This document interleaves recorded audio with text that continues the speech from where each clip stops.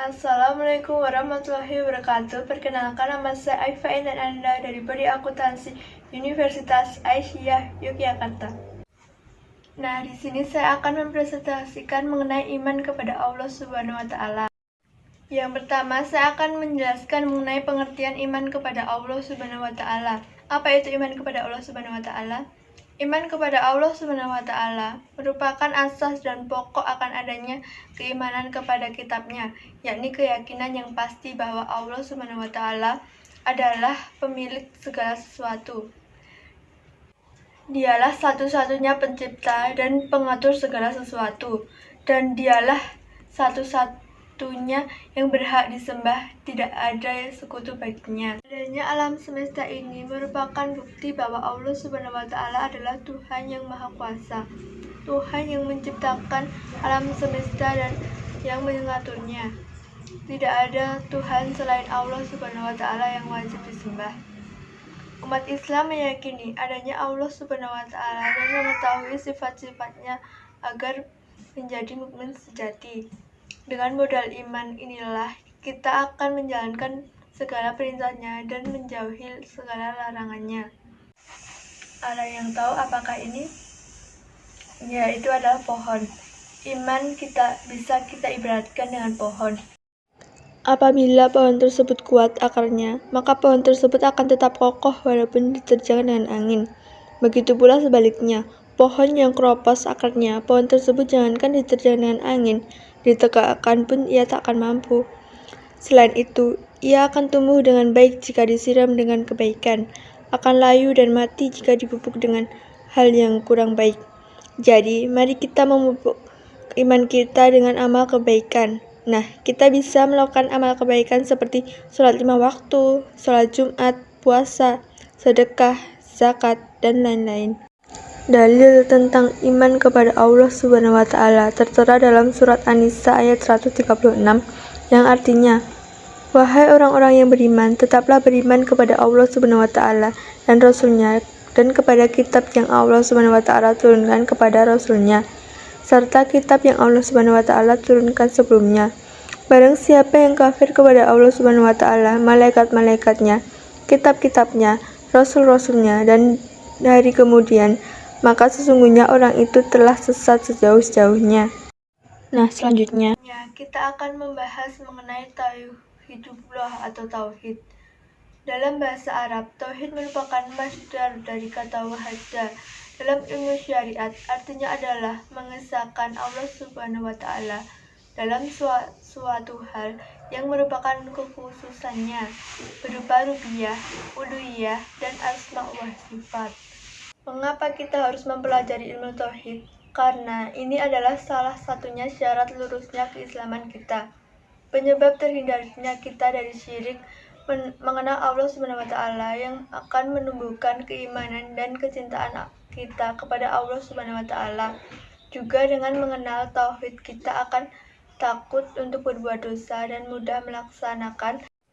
Yang pertama, saya akan menjelaskan mengenai tauhid rububiyah.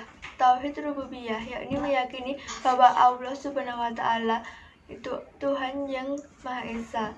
Esa dalam hal menciptakan makhluk, memberikan rezeki, mengatur alam, dan memberikan manfaat serta bencana kepada makhluknya.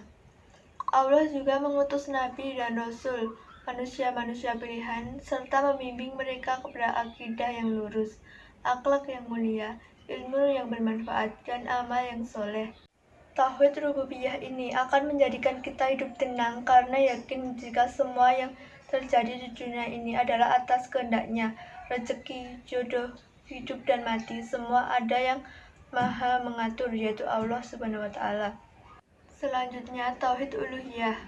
Tauhid uluhiyah adalah mengetahui dan mengakui bahwa Allah itu satu-satunya zat yang disembah oleh semua makhluk, mengesahkannya dalam ibadah, ikhlas semata-mata karena Allah.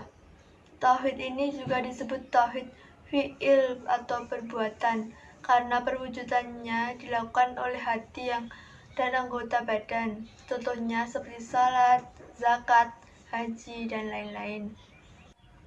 Tauhid uluhiyah ini akan menjauhkan kita dari syirik karena kita paham dan meyakini bahwa penyembahan, ibadah, dan doa hanya kepada Allah Subhanahu wa Ta'ala langsung tanpa perantara. Yang terakhir, tauhid asma wa sifat. Tauhid asma wa sifat yaitu meyakini dengan kesempurnaan Allah Subhanahu wa Ta'ala secara mutlak dalam segala aspek sebagaimana yang telah dijelaskan oleh Allah dalam Al-Quran maupun Rasulullah, Risalah, dan Sunnah. Tauhid asma wa sifat ini disebut juga tauhid qauli al-i'tiqadi atau lisan dan niat. Tauhid asma wa sifat akan menjauhkan kita dari perbuatan dosa karena kita yakin Allah Subhanahu wa Ta'ala Maha melihat, Maha mendengar, dan lain-lain. Nah, bagaimana kita bisa menerapkan iman kepada Allah Subhanahu wa Ta'ala dalam diri umat muslim di kehidupan sehari-hari? Yang pertama, kita bisa selalu menjaga sholat 5 waktu. Jangan sampai mengulur-ngulur atau terlambat dalam sholat. Yang kedua, kita bisa berkumpul dengan orang-orang yang soleh. Dengan berkumpul dengan orang-orang yang saleh, kita akan terpengaruh dengannya. Karena orang-orang yang soleh tidak akan melakukan hal-hal yang buruk atau yang dilarang oleh Allah Subhanahu wa Ta'ala. Orang-orang yang saleh akan selalu berbuat kebaikan. Yang ketiga, kita bisa menjauhi perbuatan maksiat. Yang keempat, kita bisa memberikan rezeki kepada orang-orang yang lain. Memberikan rezeki ini bisa kita lakukan dengan cara bersedekah kepada orang yang lebih membutuhkan, terus memberikan lapangan pekerjaan kepada orang lain.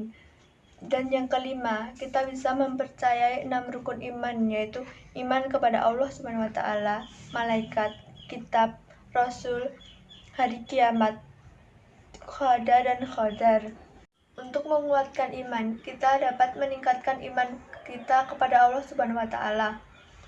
Berikut langkah-langkah yang dapat kita lakukan untuk meningkatkan iman kepada Allah Subhanahu wa Ta'ala. Yang pertama, membaca, mendengar, serta memahami Al-Quran dan hadis. Yang kedua, memikirkan tanda-tanda kekuasaan Allah lewat alam. Yang ketiga, selalu beramal soleh.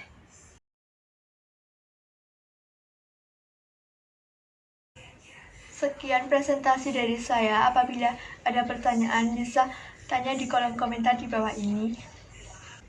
Dan apabila ada kesalahan kata, saya mohon maaf. Sekian dari saya. Wassalamualaikum warahmatullahi wabarakatuh.